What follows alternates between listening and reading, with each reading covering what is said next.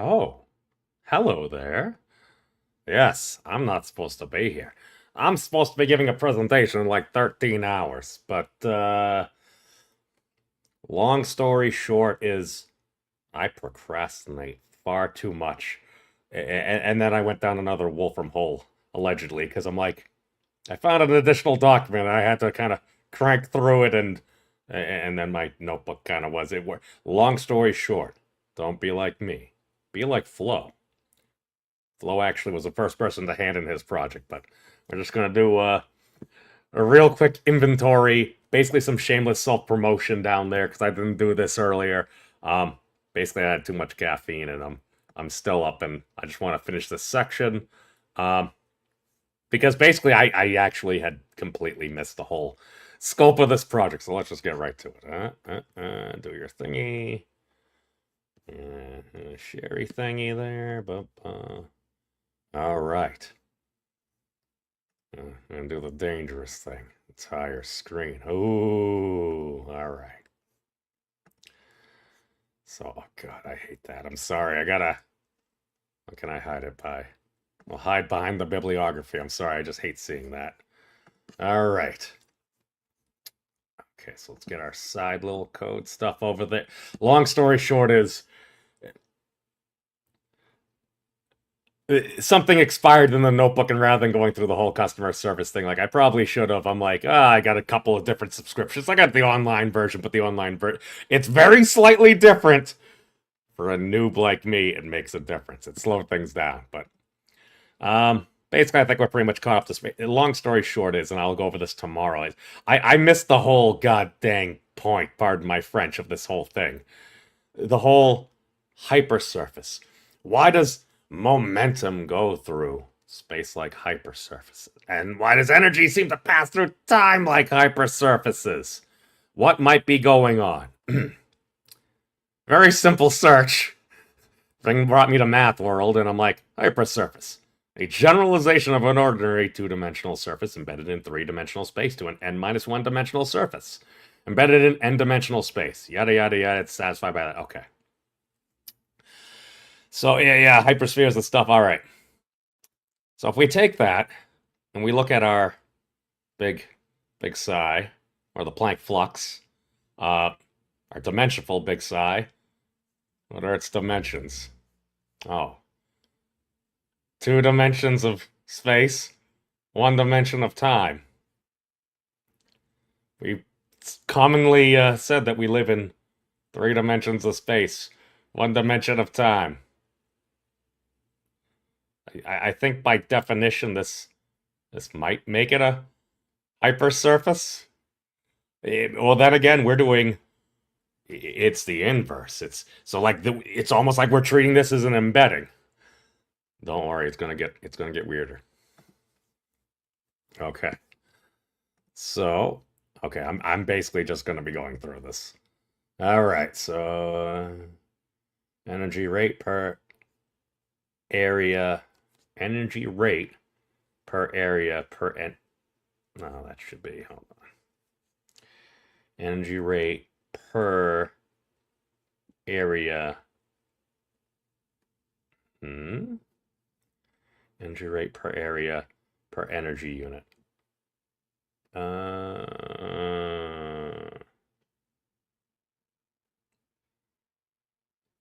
I'm not even sure if that's correct. Energy rate per area per energy unit. Energy.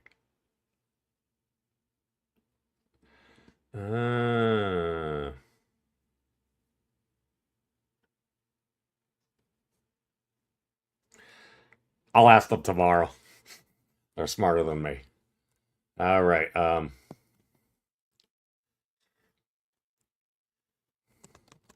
Coincidentally, our psi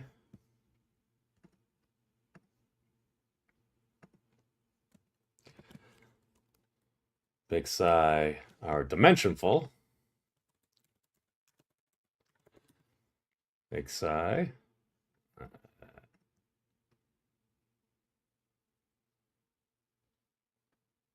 I probably should use dimensional. That's an actual word for that thing. Dimensionful. I already used it there. All right, I caught myself.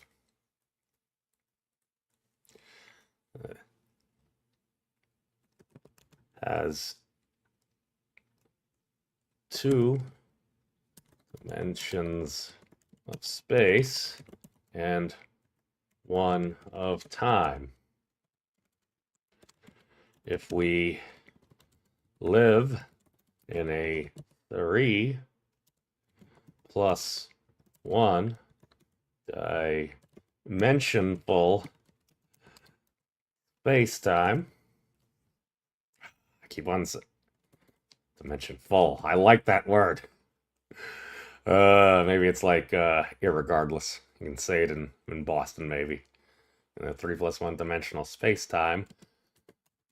Then by our previous definition, this seems to constitute a hypersurface. Oh, this is getting weirder all the time. I totally missed this. I'm so dumb. Constituent. Oh, okay. So now we need some code since we're gonna do this. All right. So we're going to do. All right. Oh, where did I put you? This guy. Ah. Far. Oh, God. Far too many tabs. Okay, so let's go to our.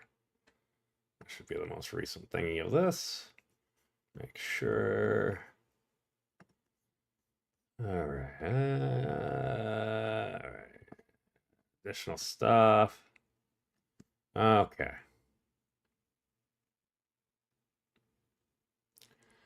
Okay, so we did that. All right.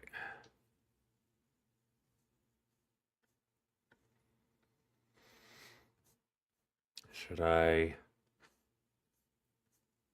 I think I actually just need to rephrase this. Okay. Energy momentum, we would create a black hole. The Planck scale, this would be seen as a maximum number of causal edges, crazy. It's like hypersurface. However, the question still remains: if this is an interpretation of a minimal physical unit such as the Planck volume, why does it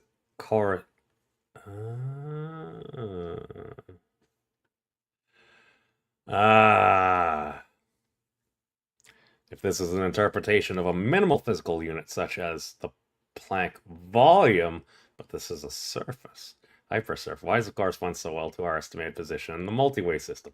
Simplest answer is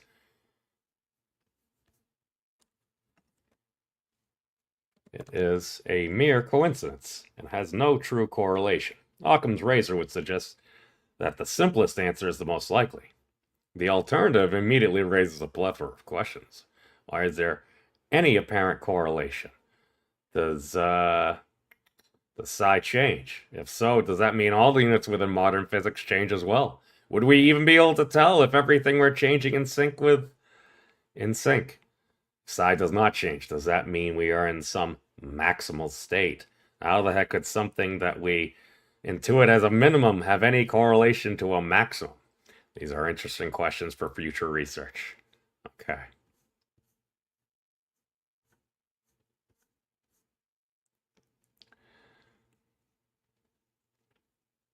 Okay, so we need to... Okay, so the maximum entanglement speed is the Planck, blah, blah, blah, blah, blah. All right.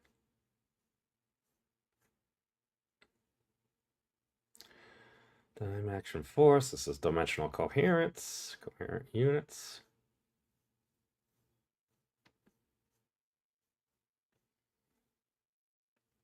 Okay, oh, so I can just take the stuff from before.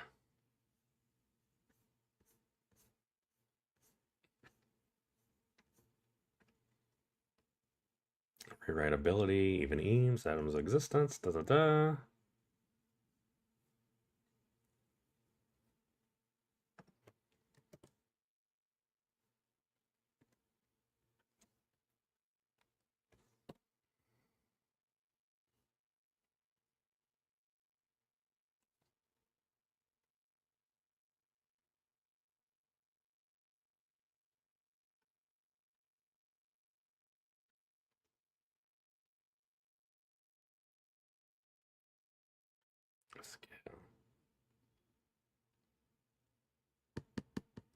No, that's area. That's area. I can't say that. I want to be precise.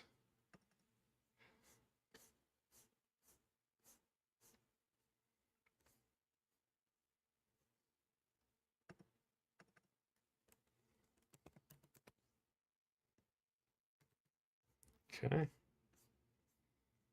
Cool.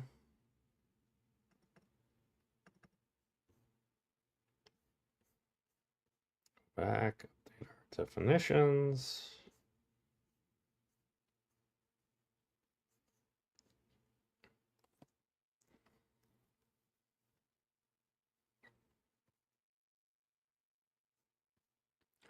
Right.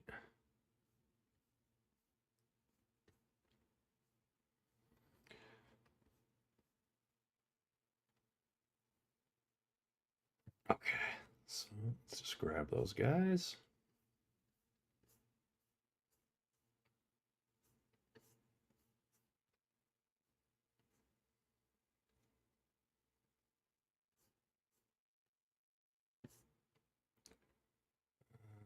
Okay, applying pressure.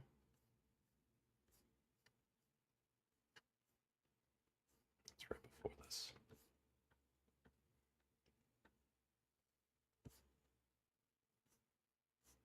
All right, where did that go?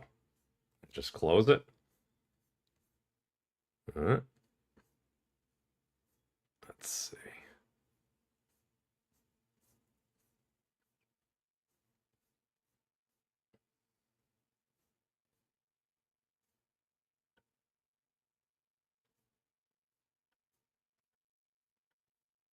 Oh, I closed it. So dumb.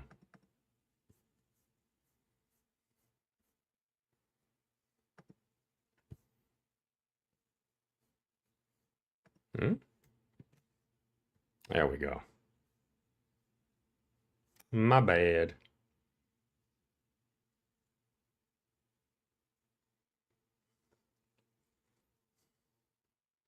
Okay, right dimensions.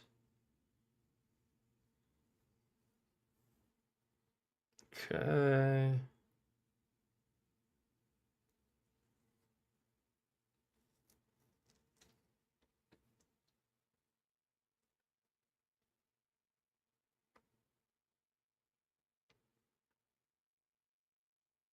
Cool.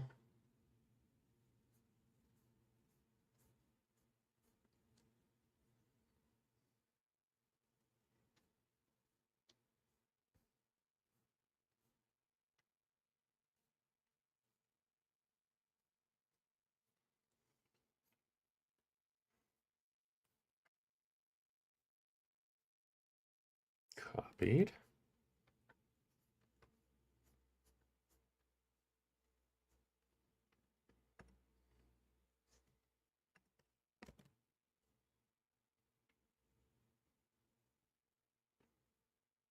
Ew. That's ugly. All right, let's just do the code. Stop trying to be lazy.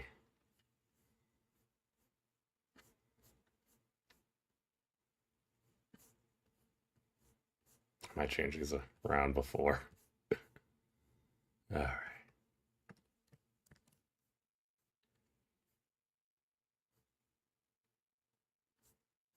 I should probably just move this whole section.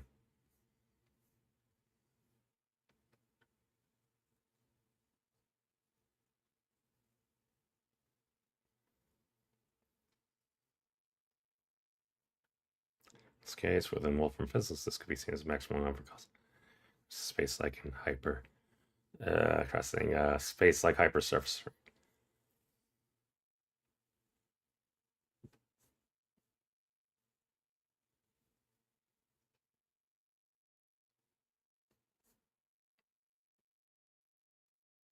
Okay, I'm just going to copy these.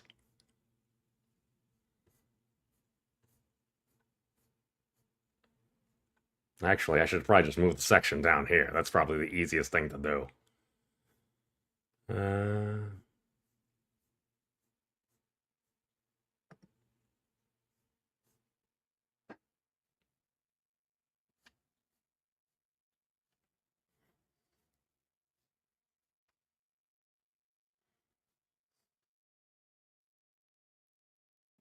Yeah, I'm just going to move it down there. That's smarter.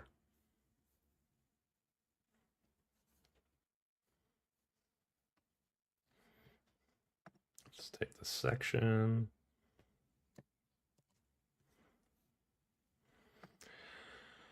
Okay, coherent. Okay, this will make more sense then. Coherent units. Maximum entanglement speed.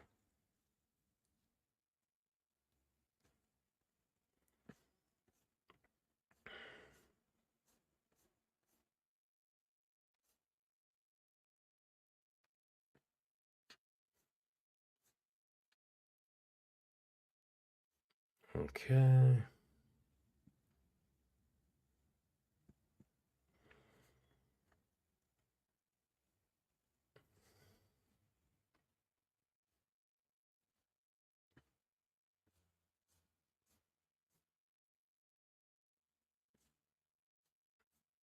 Okay, so let's just put it here.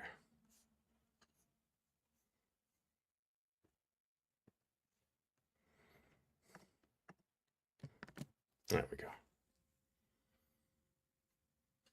Oh,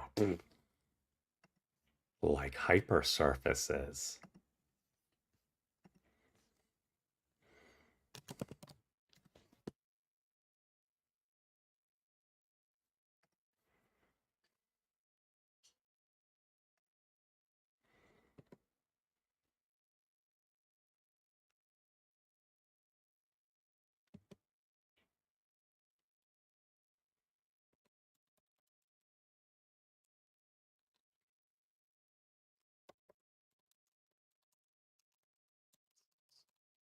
Okay.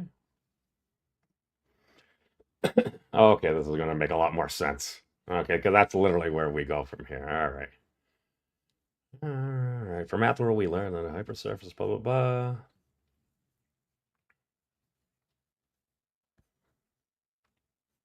Oh, God, did I do that again? I'm just going to go put the code there. So that's annoying. All right, now I'm starting to see. A lot of people just love the code. There's something about satisfying. Something just so satisfying about something working. Plenty of things don't work the way you want, but you get the code to run. It is very satisfying. Perhaps how Timon and Pumbaa would view certain creepy crawly critters. Oh no.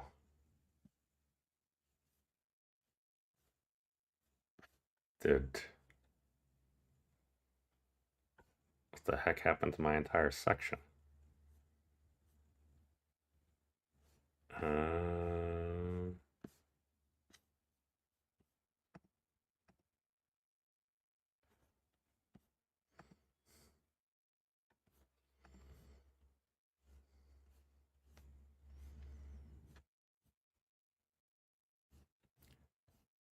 there should be more stuff here. Is it here?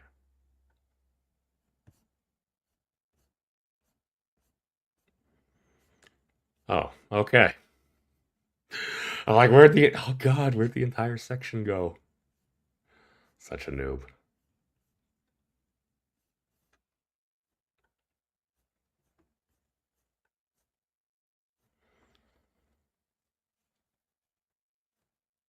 All right. Delete that. Code. Go. Run. Mm.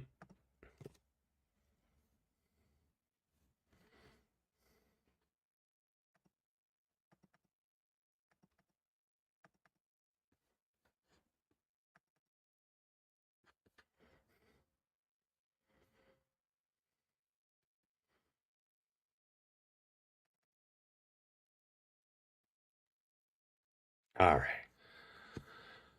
Here we go.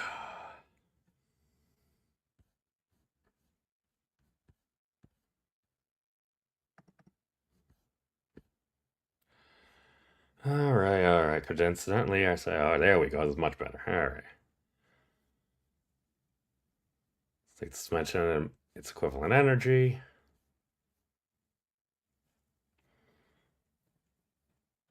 Black energy, blah, blah, blah. And I'll do the same for momentum.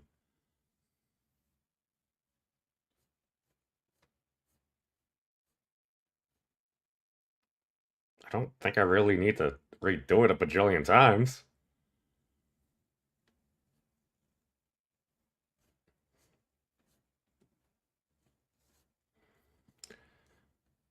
These are the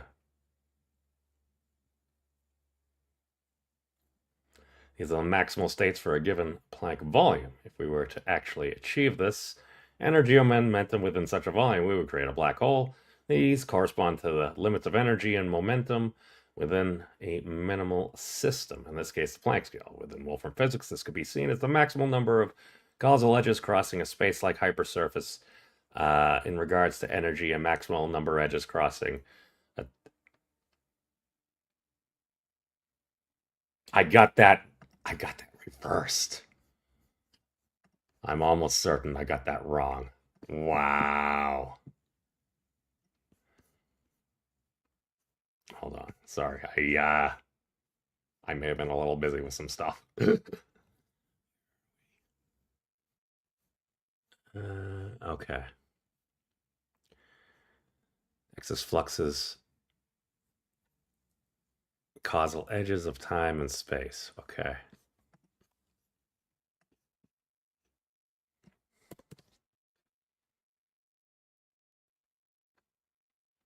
The space slice is momentum.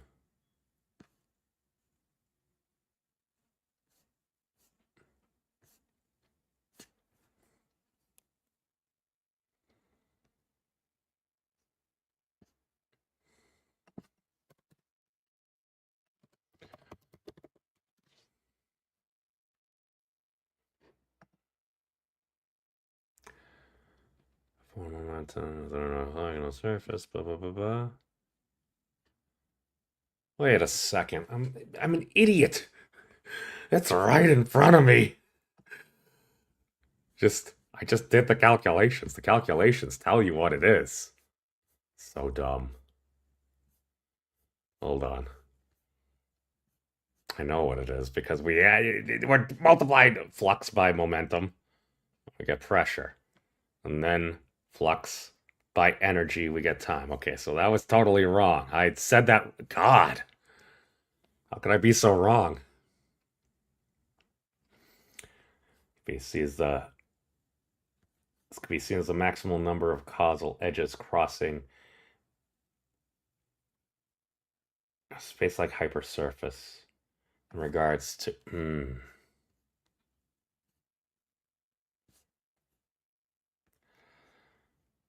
regards to space like momentum, maximal number of edges crossing a time like surface for energy. There we go. My interpretation was literally wrong. Wow. All right, just because I have a haphazard thing of just in case things decide to crash or anything. Let me make up a bajillion copies.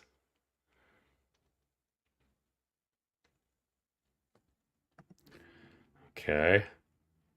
Download. I don't know, like maybe our 6th or 7th copy. All right, it's copy 6. Yes.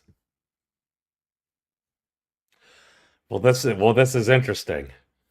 Uh,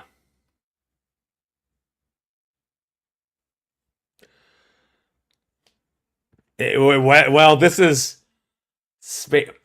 by the definition of hypersurface, it's n minus 1.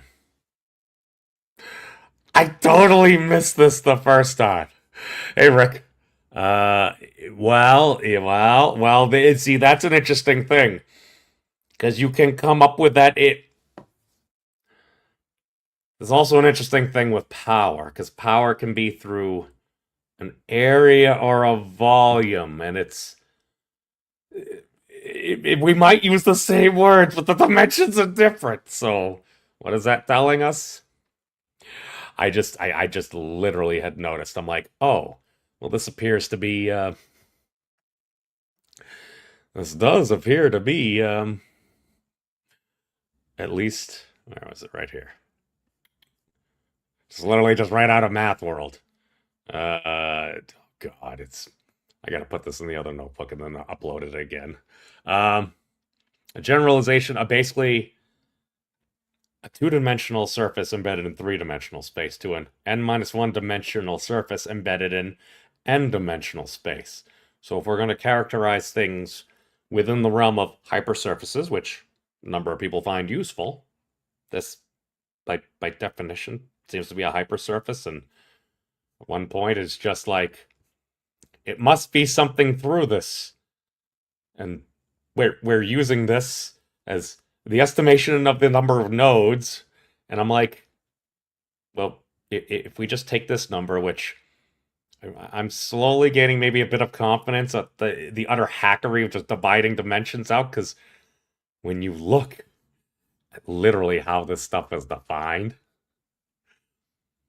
okay, maybe it makes sense, but I'm seeing them put units and just taking just numbers, just counts of numbers, and then going through them, and I'm like, what I got here? Oh, 1 Kelvin is Boltzmann's constant's number, divided by Boltzmann's constant.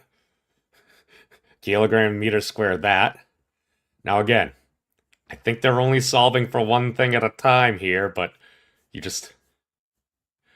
What do we do? 1 meter is C, divided by the number, times seconds. So literally, frequency of cesium 133, or hyperfine, divided by the number for the speed of light. Put the speed of light up there, put that over there, bada boom, bada bing, and then you do this, and then you're like, what? I don't know, I guess algebra is awesome. Or at least a lot of smart folks thought that this was totally fine. And divergence must be. Oh, very interesting. That's not for the scope of the thing that I need to present in 12 hours. All right, let me wrap this up. All right. So if we're going to turn...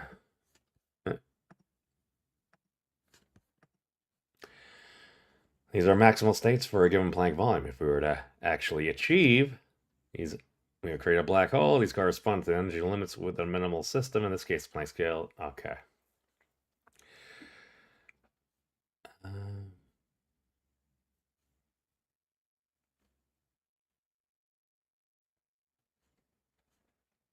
I mean, that's basically it. That's okay. That's a good connecting part.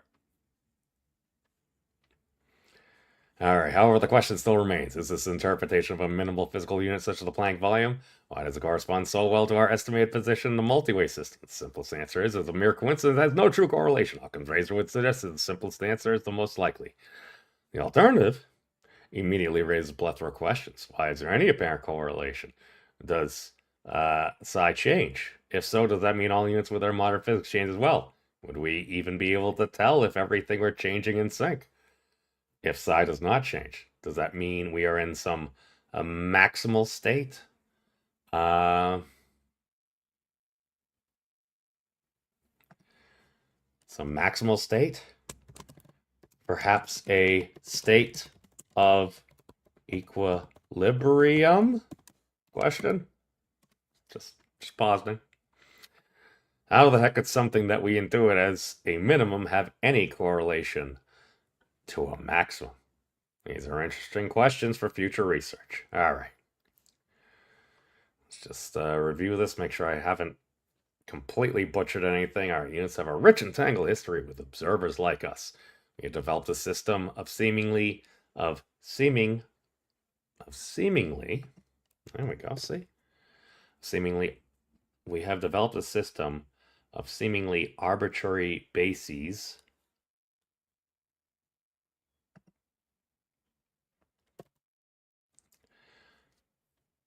Should be bases.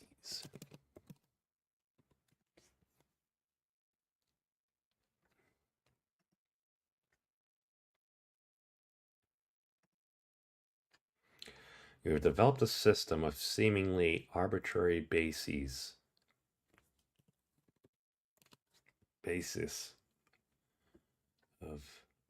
Developed a system of seemingly arbitrary bases for our world. Remarkably, once we choose a basis for these dimensions of measure, the relationships between them allow us to peer deeper into nature.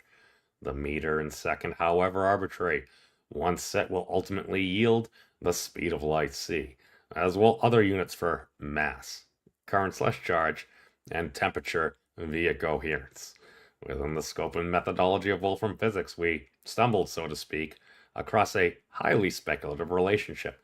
Speculation, if taken literally, bears to reproduce initial estimates of the physics project by approximately 1 magnitude. This is likely a coincidence. It does raise the question: what if it was not a coincidence? Aside from this coincidence, the original methodology of edge counting within our multi-way system seems like the best way of accounting for energy. Energy and its relationship with time and space appear to be the most promising path forward for rooting our system in reality. Whatever the elementary time, space, and energy end up being in our universe, their relationships should help guide our path forward. All right. Let me just make sure I didn't acknowledgments. I would like to thank my mom and dad for always believing me, even when it was hard. My mentors, Nicholas Freerlier and Hatem Elishaway, for their passionate guidance and wisdom. The Wolfram Institute for providing a wealth of free information to the world. This includes Dugan Hammock, Carlos Zapata, Dick Merzin, James Wilds, Jonathan Garrod, who helped inspire me to do life sciences, Xerxes Arasala, whose lunchtime tip helped make any potential discoveries possible, Professor Stephen Wolfram for putting on this program, giving Wolfram out to the world, and putting up with my nonsense. Jennifer Sharp for consistently holding my words to account. Callie Fisher for enlightening me to topics I was previously. Wow, I'm so. You can tell that this was originally written when I was on far too little sleep. All right, Bill Manuel for imparting the taking observer's serious approach from me and to my friends at the physics monastery. Vanessa for teaching me through the complexity of everything. Nature's simple. Casey O'Keefe for stressing the requirement of rigor. To Thad Roberts for taking me under his wing, sitting down and catching me up on years of education I didn't have. And to Rick DeWitt for sharing his knowledge and intuition that without any potential discovery here would not be possible. All right. Okay, so now it's just me just finishing the bibliography and making it actually look pretty. So, okay. So I'll be presenting this, and it says 1 based on Chicago, and it's scheduled for 2 p.m. So I should be going on in oh god, I can't even count, 13 hours from now, something like that. So yeah, it said 1 p.m., but it's scheduled. It listed Chicago as the main place because that's Wolfram's headquarters. So I just assume it was basically GMAT -5, and for some reason I thought the East Coast was GMAT. Maybe it switches during daylight savings time, I think, because right now Boston's only GMAT -4. So the link is in the doobly-doo for anyone that would like to check it out. And other than that, I'm going to go eat some food, tidy up my bibliography, and ultimately have this published before we go live tomorrow, so we can actually go. Thank you kindly, sir. We'll catch you all there.